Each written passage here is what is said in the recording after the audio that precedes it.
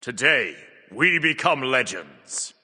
The 10.3 Season of Hope patch brings a ton of changes to healing and, most importantly for this video, new healing related items. Vital Amplifier is probably the most tailored towards being used in non-healer builds due to its focus around attack speed and basic attack damage. This item seems very niche but very powerful on some characters that can fit all the criteria needed for this item to shine. In this quick video I'll go over those criteria and who I think this item can be best used on so you guys can try it out when the patch launches tomorrow. But quickly before we start, there's a gem sale going on at my Nexus right now and that's going to end in a few days from the release of this video. So if you want to cop some cheap gems, they're up to 33% off in my store right now and I get a little kickback if you buy from there. So first up, what traits does a god need to make use of this item?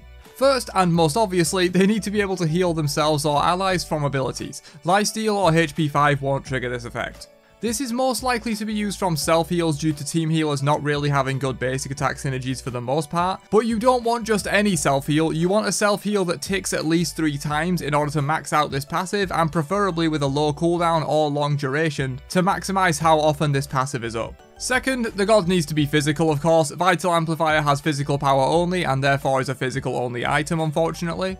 And third, the god needs synergy with basic attacks. This item when fully stacked up provides 50% attack speed, more than any other item in the game except Redstone, which has the same amount and also requires stacking up while being a starter item, which are generally more powerful than standard tier 3s. 50% attack speed is a lot, but this also gives 15% bonus basic attack damage on top of that, and so ideally we're looking for gods that can get to high power and or use crit to get high base numbers on their basic attacks to get the most out of that 15% increase.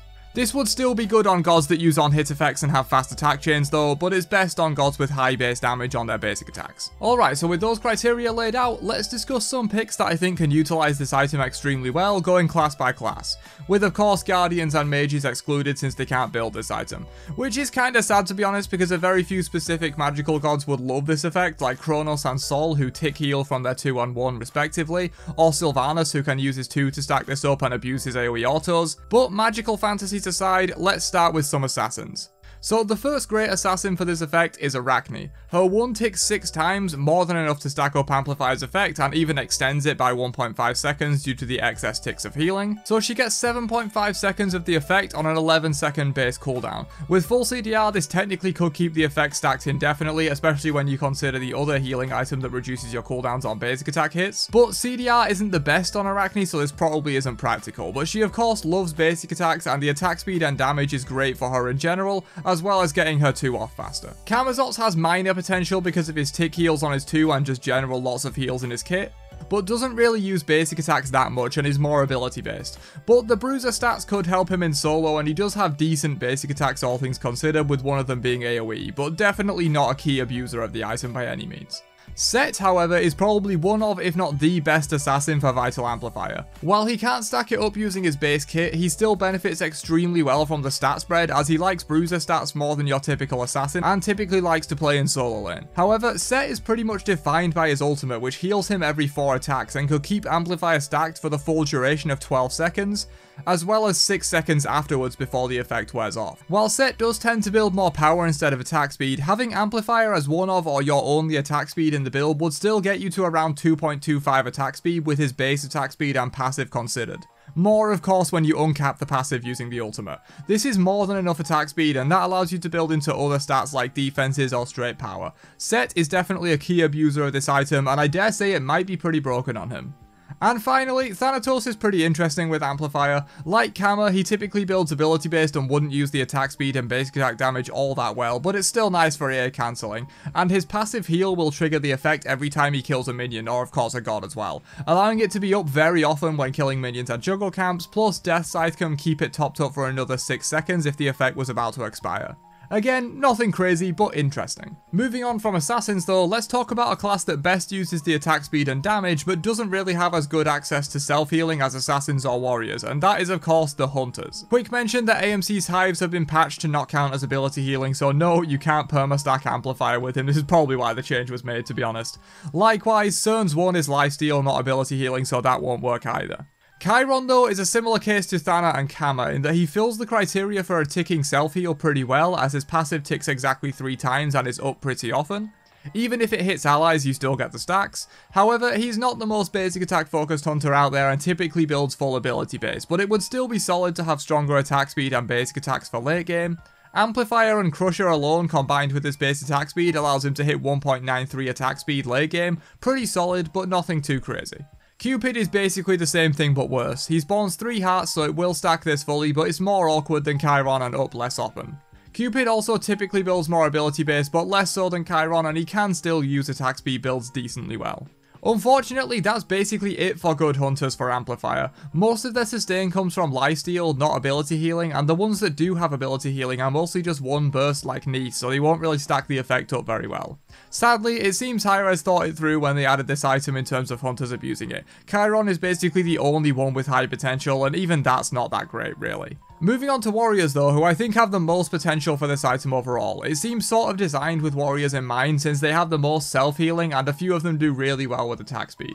Achilles has similar potential to the other ability-based gods we've talked about. His 2 procs the heal very reliably and would have near 100% uptime since the base cooldown is 9 seconds. With CDR that goes below the 6-second duration of Amplifier's effect.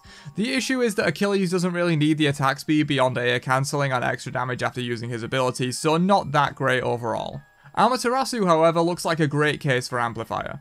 Her 1 tick heals her 4 times, enough to stack the effect and even add an extra second to the 6-second duration because of the final tick of healing. It has a 9-second cooldown and so uptime will be solid on Amplifier's passive effect. You can actually get 100% uptime if you have full CDR.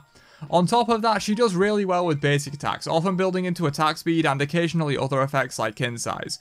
Plus, her passive requires basic attacks to stack it up as well. Overall, a really solid use case, but nothing too broken I wouldn't say. Bologna is another that uses Amplifier super well, probably even better than Armor. The healing from Scourge every 3 basic attacks counts as ability healing, and basically allows 100% uptime on Amplifier so long as you remain with Scourge as your weapon. And for 6 seconds afterwards, of course. It's unfortunate that Sword and Shield is usually better for late game boxing, especially against hunters, than Scourge, but you can probably make it work by basic attacking 9 times after casting, then swapping to Sword and Shield if needed for the block stacks. Definitely one of the best abusers of Amplifier, and I will be using this day 1 I think. Chak is another interesting one. His heal ticks 12 times, more than enough to stack Amplifier, and will extend the duration of the effect by re-proccing it until the 6-second duration of Chak's heal ends, giving you effectively 12 seconds of the effect. And Rain Dance's cooldown is only 16 seconds, less with CDR. While Chak is more ability based than someone like Bologna or Armor, he does okay with some attack speed as he can box pretty well due to his movement and attack speed slow on Rain Dance. So I think this has a bit of potential, albeit not too crazy. Quick mention again that Erlang can't proc this effect with his 1, it's lifesteal not ability healing and only his ult would do this so it doesn't really work well for him.